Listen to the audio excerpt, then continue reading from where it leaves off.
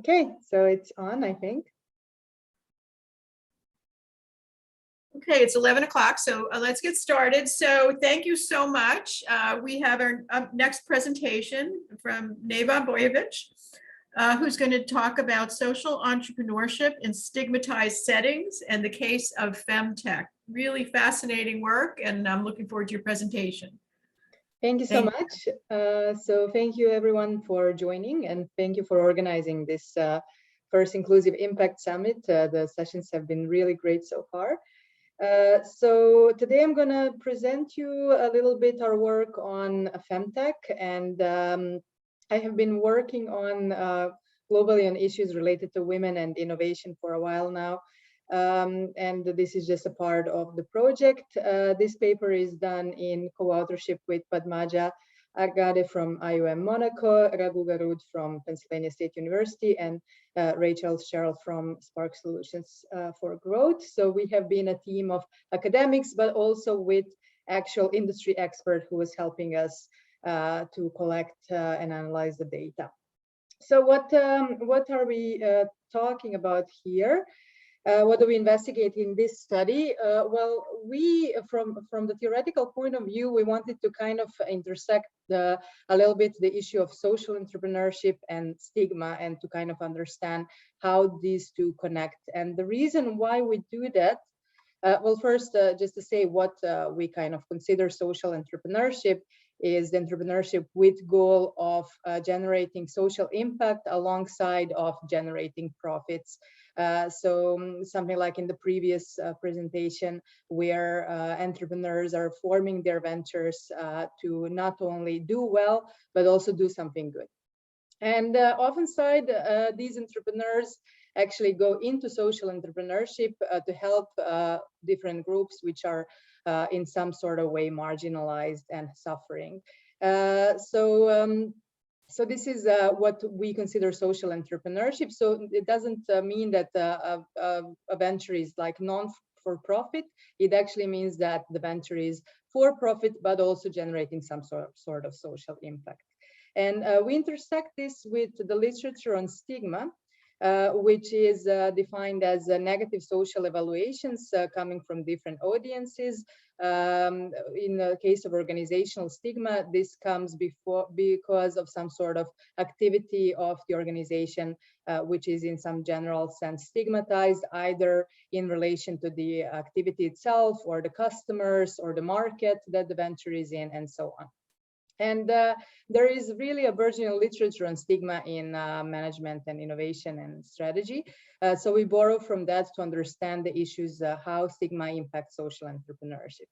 And importantly, just for stigma is to understand that it can arise in different levels. So on the level of an individual, which is kind of where this literature is coming from, originally, but then it can also arise on the level of the entrepreneur, on the level of a company, or on the level of a product or a customer. So it's a multi-level phenomenon, and it can arise from different sources. So it can arise from physical sources, for example, when something is just somehow physically disgusting, as actually stigma researchers have identified. It can come from moral sources, when people stigmatize something because they think it is immoral. And it can come from tribal sources, which is stigma related to some specific groups. So this we can see, for example, in stigma related to race or nationality of some sort.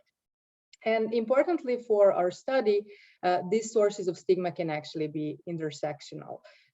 So they can be coming from these multiple sources when something can both be related to tribal stigma, for example, and moral stigma.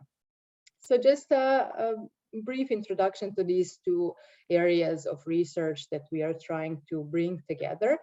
And why do we try to bring them together, actually? Well, it's because the literature has been kind of suggesting that social entrepreneurs can even be motivated by stigma to come into to start their ventures. For example, this happens in some cases where they themselves experience stigma, or when they want to help some groups which are, again, excluded, marginalized, or suffering, and also suffering from stigma. So stigma can be an important motivator for a social entrepreneur to start the business. However, the literature on stigma and social entrepreneurship also tells us that there can be a stigma transfer coming from these groups to the venture itself, which then constrains the operation of the entrepreneur, but also constrains the social impact that they might actually that they can come to, because operating with stigma is quite difficult. There are multiple barriers to ventures that suffer from stigma or are associated with phenomena which are stigmatized. So this kind of tension where, yes, social entrepreneurship on one side, you are motivated to go into to address stigma. On the other side, there is stigma transfer, and it's quite hard, especially for an organization with very small organizations with limited resources. So this tension motivated us to explore the research question: how do then these social entrepreneurs operate in stigmatized settings when their social mission is closely tied to stigma? And we wanted to explore this question in two ways. First, how does stigma actually impact social entrepreneurs? And then how social entrepreneurs organize to tackle stigma and alleviate stigma related to their ventures or their activities. Okay, so this is just to set the scene, so we kind of understand our position on social entrepreneurship and stigma, and why we actually, what motivated us to go into this study. Now I'm going to explain a little bit about the research context, and this is the context of FemTech. So I don't know if you are familiar with FemTech, so I have just provided this definition offered by McKinsey and Company this year in their report on FemTech. They define FemTech as a wide range of solutions to improve healthcare for women across a number of female-specific conditions, including maternal health, menstrual health, pelvic and sexual health, fertility, menopause, and contraceptions, etc. So in short, this is usually some sort of, very generally speaking, technological solutions, which can be devices, but also websites and platforms and different kind of technologies. And they target something related to women and women's health, but in a very general kind of sense. And FemTech has been on the rise. So here, the same report shows us that there has been quite interesting attention placing to FemTech, for example, in the media, but also in funding. And we have a lot of startups, especially in the last couple of years. So startups have been entering this space, mostly led by women who are now trying to improve solutions for women and bring about some innovative ways in addressing women's health and well-being. And in this context, we situated our study, which is qualitative and inductive, and we have been lucky to interview 113 people in this context who are entrepreneurs, but also academics, healthcare professionals, and investors, and gather insights from these different questions that we asked. The study was done in 2020, so just before the pandemic. We have also gathered a large amount of secondary data, which included the discourse presented in the websites of these companies, but also some journal reports, books, and articles about FemTech.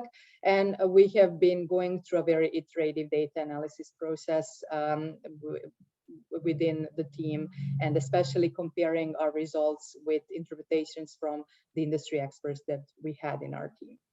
So I'm going to present you a little bit about the findings. So first, just to say that FemTech is a very broad setting, as I said, so it covers all of these different areas of women's health and well-being. And in our cases were kind of falling into different categories. So some of them being in, for example, menstrual health, some of them being in reproductive health, menopausal health, sexual health, etc. So the first part of our analysis was really understanding what are we dealing with here, what are social missions of these companies, and we had identified multiple social missions related to gender equality, female empowerment, and so on, and different sources of stigma, which is interesting. So while we had physical and tribal stigma in most of these categories, in some of the categories such as sexual and pelvic health, we also had some traces of a moral source of stigma, because these issues are a little bit, let's say, in the mainstream, seen as morally controversial. And what did we find? Well, we found that this is quite small, but I'm going to explain our model of social entrepreneurship in stigmatized settings. So we found that stigma definitely impacts social entrepreneurship with relation to the motivations, but also different kinds of pressures, which I'm going to explain. But we also found a big impact of social entrepreneurs on stigma through different actions that I'm going to just explain to you in a second.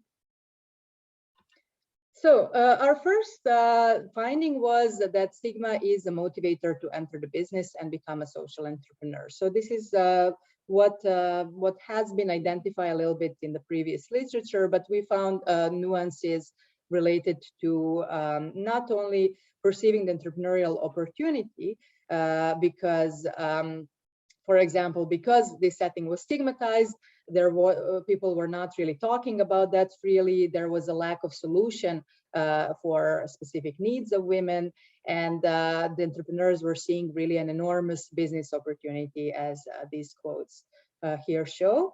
But it also motivated them to shape the social mission of the company, because as one of the entrepreneurs said, we need to take charge because women are treated as second-class citizens, and they were from the beginning shaping their mission as creating an equal world, speaking about gender equality, emancipation, etc. And we saw this social mission in all basically of our cases, not just where it was very kind of expected, like in cases, for example, menstrual health in some rural areas, but also in some maybe not as expected cases, such as for example, sexual health and wellness, where we have seen that even producers of sex toys for women were identifying their ventures as social ventures which actually aim to address gender equality. Then we also saw some specific challenges of stigma for social entrepreneurs. So first, there were quite a lot of issues in actualizing the entrepreneurial opportunity. And this has also been something that was kind of the same for all of the cases. We have seen a lot of issues in funding. As one of our entrepreneurs said, as soon as a male venture capitalist hear the word vagina, they start looking down with their phone and not listening to the rest of the story. So there was definite stigma and a taboo related to these physical issues. But also some of the entrepreneurs have even got worse barriers, especially in sexual health, where they would be blacklisted for some platforms such as Facebook, etc. And we have also seen, interestingly, that these kind of challenges did not stop these entrepreneurs, but they actually made them persist despite and actually because of the challenges. So this has just improved their orientation towards the social mission and what they say, what's important, and what they want to actually achieve. So we have seen that stigma acts as a motivator, but also a challenge, and that these challenges further motivates these social entrepreneurs to stay in the business and pursue their social mission. Now, the second part of our findings were about how do social entrepreneurs actually challenge stigma. So first part was how does stigma challenge them?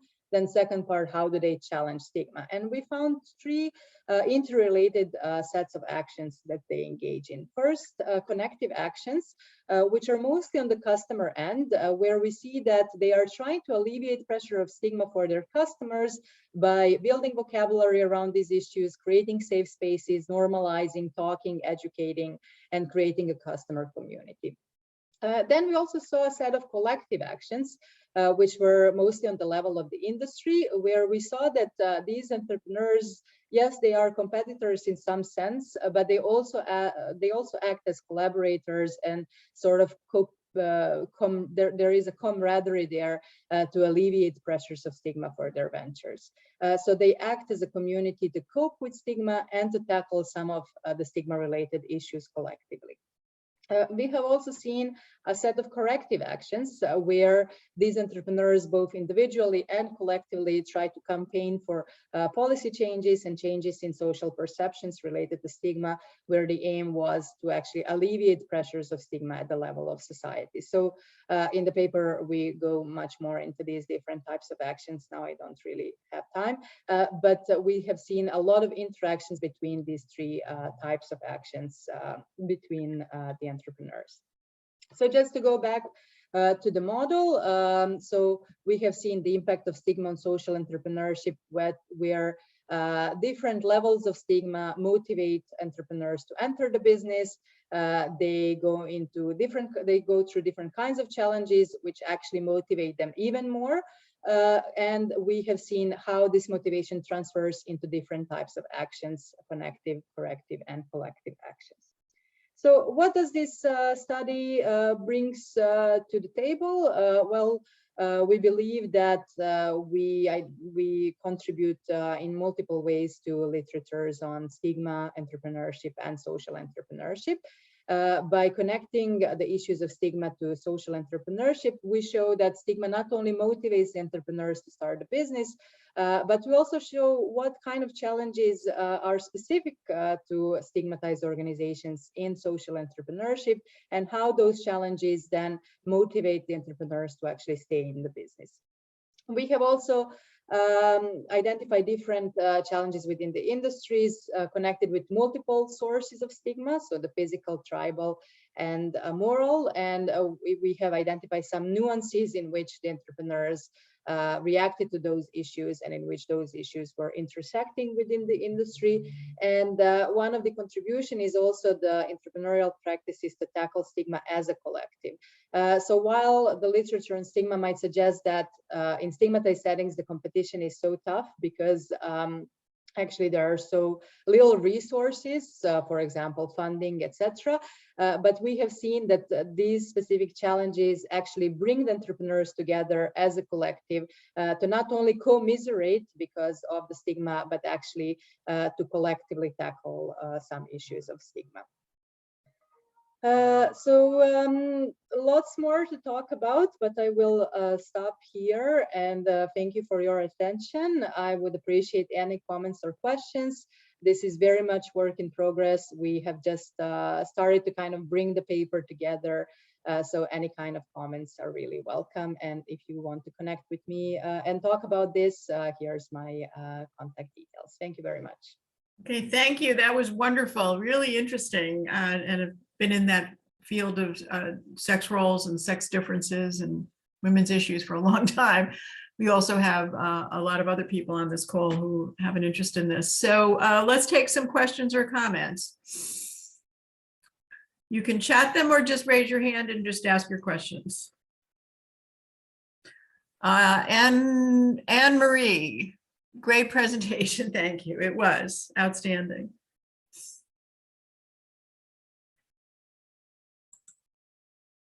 Who has some questions or comments? I'm curious about just the notion of stigma. Can you elaborate on how that evolved and the definitions and what the literature is about stigma? Yes, of course. So the stigma as a term, it originates from Goffman, so in the 1960s, where he was looking into stigma on individual level. So why some individuals suffer from stigma. stigma being a negative social evaluation related to some attributes that some audiences find either disgusting or immoral or in some sort of other way negative. And in the last, let's say, 20 years, we have seen a lot of research on stigma on the organizational level and category level. So, for example, in the case of tobacco or in the case of oil industry, but also in some other cases related to, for example, LGBTQ issues, etc. So here also we see that stigma impacts negatively these organizations which are in this field, and there is multiple kinds of research that goes into elaborating on what kind of challenges, how do they operate, etc. So stigma has like an emotional component, like you talked about, words like Yeah, disgust. of course. Yeah, disgust, shame, all of these negative Shame, emotions. but definitely psychology and emotions are involved. Lauren has a question here. Did you find entrepreneurs in that industry were reluctant to speak about this stigma?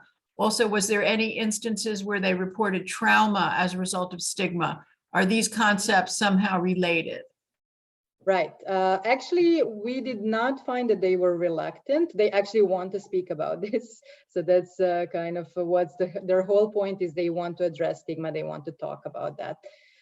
Related to trauma, yes, definitely, especially when they experience stigma themselves, because some of them have been experiencing stigma either related to some health issues or sexual issues, and this is what brought them into the space.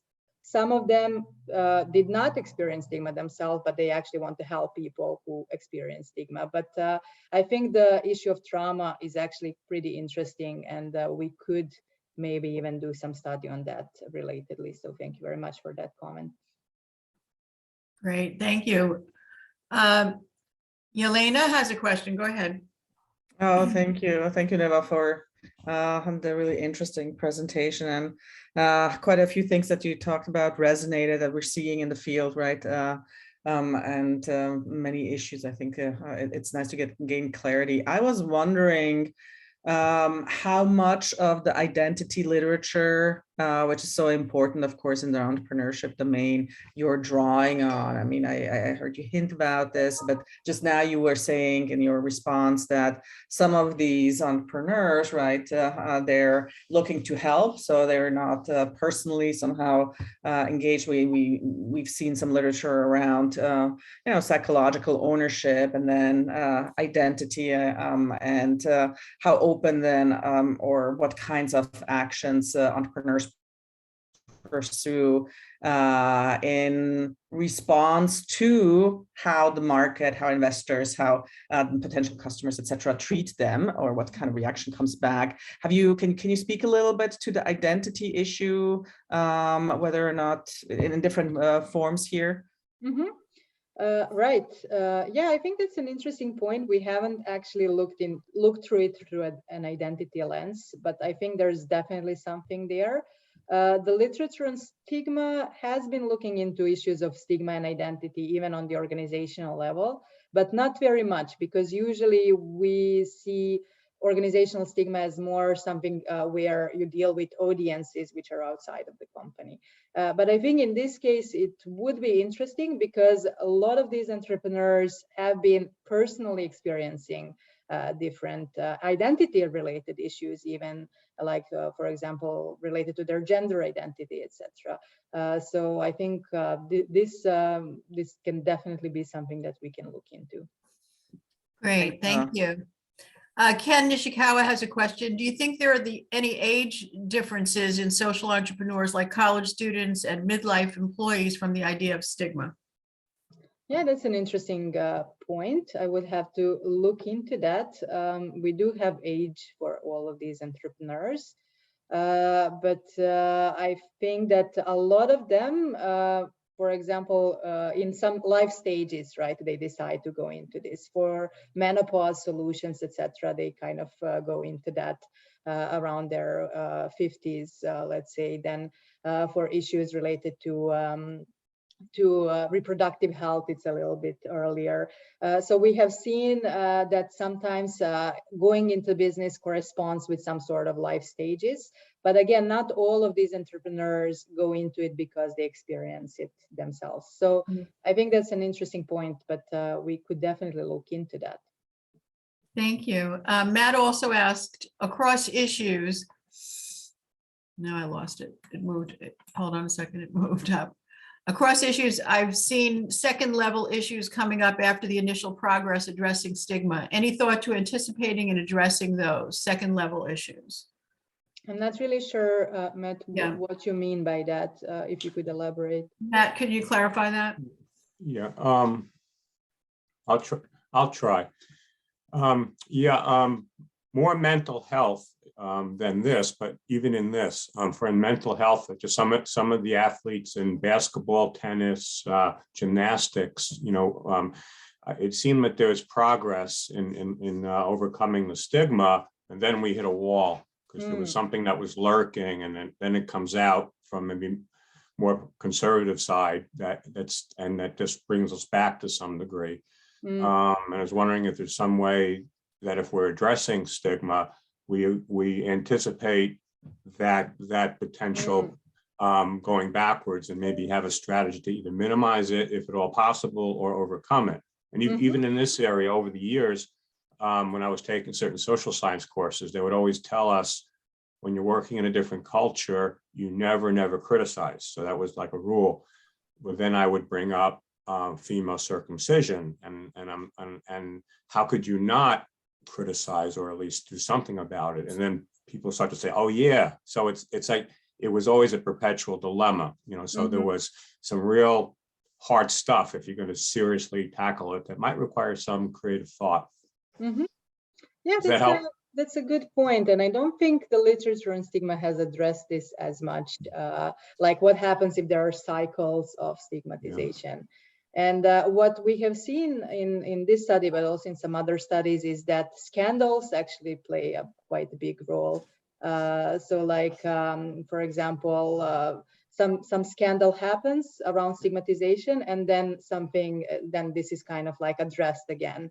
So we had scandals related to, for example, retracting an award for a sex tech product at CES. And this initiated again the conversation about female sexuality, etc., and actually contributed more to the stigmatization of this issue. Thank you. We have another question from Lekka. Do you want me to read it, or do you want to unmute yourself? Yeah, I don't mind. Thank you so much. That was a wonderful presentation. My question was more with respect to social entrepreneurs who might be working in less developed locations or markets, which might be characterized by a lack of education and financial capacity of let's say, women customers, or even their, customers who are not women. But in that light, how do then entrepreneurs position and price their products and services? Because that's what they are primarily trying to do. They're also trying to sell a product or a service. And to what extent might this affect the impact they create? Because ultimately they also want to address the stigma simultaneously. Right. Yeah. So our research, the limitation of our research is that our cases are mostly from the US and Europe. So it's kind of, it's a different setting. But we have found that the context in any case plays a big role, right, in how they can tackle this issue, how open they can be, how much resources they can take. It would be interesting to compare, because there is quite a lot of research on marginalized populations in less developed locations, where we could maybe compare how these entrepreneurial efforts are similar or different. Thank you. We have a question from Sonia here. Thank you very much, Neva. Does the data point to any divergences between those entrepreneurs who experience stigma themselves and those externally motivated to tackle stigma? Yes, so I mean, definitely in terms of the motivation to enter into the business. So a lot of entrepreneurs, as I said, have personally experienced stigma. This is why they got into the business. For some others, it was more as a kind of a business opportunity, and also because they care about these issues. But apart from that, in terms of operating and the other kinds of issues, we did not find so much divergence between those entrepreneurs. Thank you. We have another question from Elsie. Is there an opportunity for entrepreneurs to join the NGOs, nonprofits to accelerate the development of social impact companies / sectors to address the cultural barriers to addressing women's health? Yes, definitely. So this is what we talk about when we talk about the collective action. So there is a lot of NGOs and nonprofits which emerged around this issue, where they kind of try to bring together these companies. But not only that, they also kind of now try to find alternative ways of funding, for example, for these kind of companies. Excellent. Thank you. All right. Any other questions or comments? I was reminded of a NGO that I can't remember the name of it, but where they were bringing menstrual pads to people all over Africa. Mm-hmm. I don't know if you've heard about it. You know that one? It was very inspiring. Yeah. Yeah, there are quite interesting different kinds of social enterprises and NGOs in this space. So we have mostly focused on the actual entrepreneurs who try to also make a business while addressing a social issue. But it's a big ecosystem with different kinds of organizations, really. Great. Well, this has been a wonderfully informative and interesting presentation. Thank you so much. Thank you. Thank you for the comments. Great. Okay, if there are no other questions, we'll just take a little short break and there's another question. Have you thought of recruiting allies, as I've seen other social areas do? I'm not really sure what you mean. How would we recruit allies? Or did we see that in the data? I'm not really sure what you mean, Matt. Okay. I'm starting to see some movements. I don't know how they do it, or maybe it's kind of like self-organized and happens by itself, but when they're open to it. But some of the in the gender area, and I'm seeing people who are not of that identity still feel sympathetic and want to be helpful. So Oh, sure. just something to think about, to be open to it, if nothing else. Yeah, definitely that's something quite important. Unfortunately, for these companies, still most of the VCs and people with resources are men who are still kind of having some issues with talking about this kind of stuff, let's say. Yep. Lisa Kaplowitz in the Center for Women in Business and Rutgers Business School did a whole webinar on how to get men to support these issues, and she's been pretty successful in that regard. Right. All right. So thank you very much. This is wonderful, and we'll see everybody at 11:30. Sorry, 11:45 on the stakeholder capitalism, organizations' capabilities, promoting individuals' freedom at 11:45. So we have about a 10-minute break. Thank you so much. Thank you very much.